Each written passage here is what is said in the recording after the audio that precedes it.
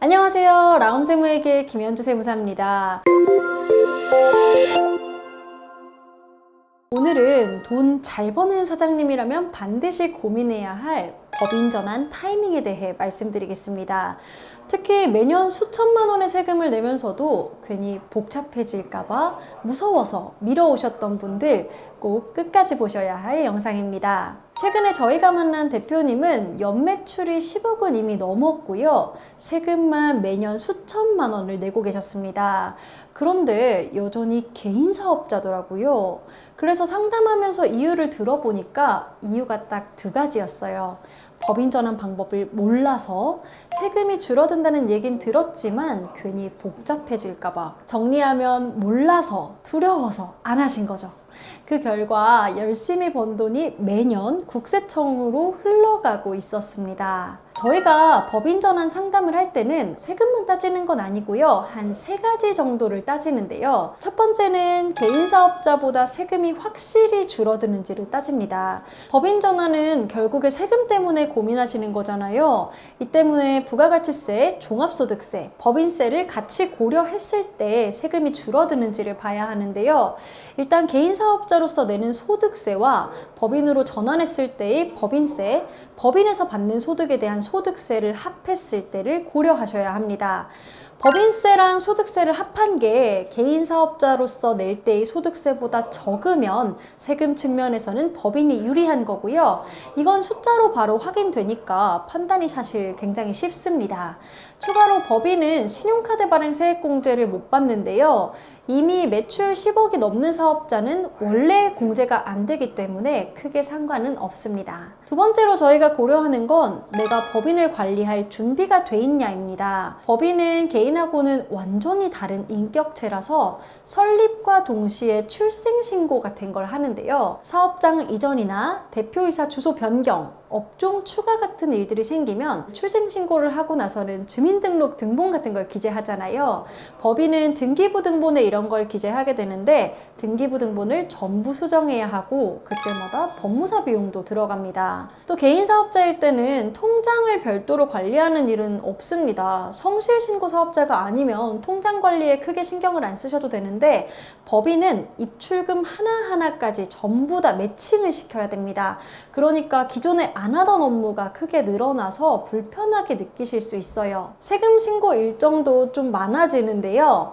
개인 사업자일 때는 부가가치세를 1년에 2번 신고합니다. 1월이랑 7월에 신고를 하잖아요. 그런데 법인은 분기마다 부가가치세를 신고해서 1월, 4월, 7월, 10월에 부가가치세 신고를 하게 됩니다.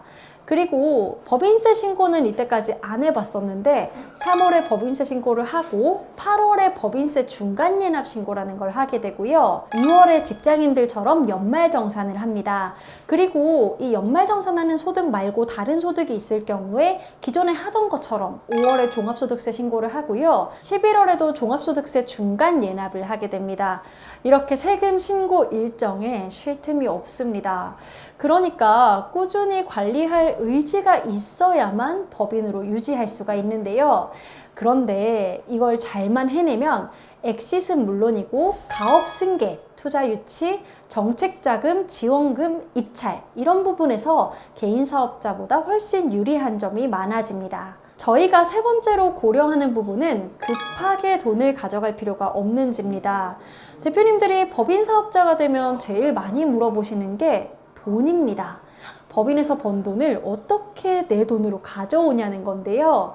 개인 사업자일 때는 세금 내고 남은 거, 비록 세금은 많지만 전부 다 내 돈이 됐잖아요. 근데 법인은 안 됩니다. 급여나 배당, 퇴직금 이런 정해진 방법으로만 법인에서 돈을 가져올 수가 있어요. 장점도 물론 있죠. 소득 받는 시기를 조절할 수 있으니까 세금을 획기적으로 줄일 수 있기도 하고요.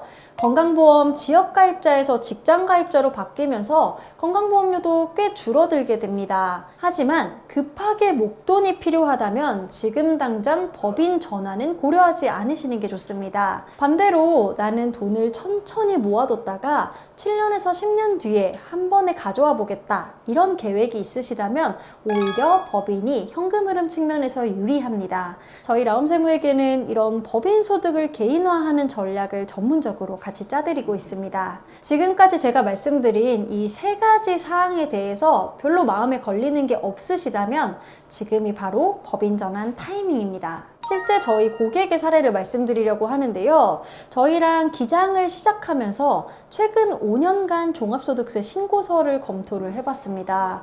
그런데 법인 전환만 했어도 매년 최소 3천만 원씩 절세가 가능했을 텐데 법인 전환을 안 하셨더라고요. 일단 경정 청구를 통해서 이때까지 안 내도 되는데 내는 세금이 없었는지 좀 찾아드렸고요.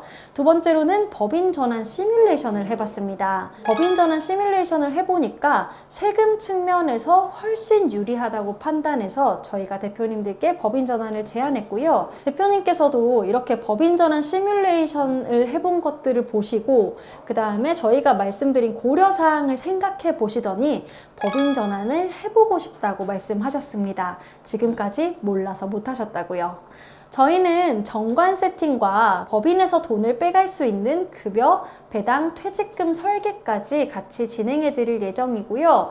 결과적으로 저희 대표님은 한 5년만 지나면 매년 세금은 확 줄이고 장기적으로 엑시트할 수 있는 구조도 만드실 수 있게 됐습니다. 저희는 법인 전환을 이렇게 도와드리고 있습니다. 일단 개인 사업자로서 최근 5년간 세금 신고 내역을 검토하고요.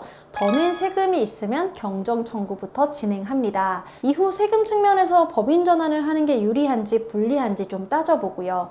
이때 세금만 따지는 게 아니라 개인 사업자로서 감면을 받고 있는 게 있었다면 그 부분까지 함께 따져서 유불리를 따집니다. 또 법인에서 추후에 합법적으로 돈을 빼올 수 있도록 정관을 맞춤 설계하고요. 급여, 배당, 퇴직금으로 법인 소득을 개인화할 수 있는 전략까지 함께 짭니다.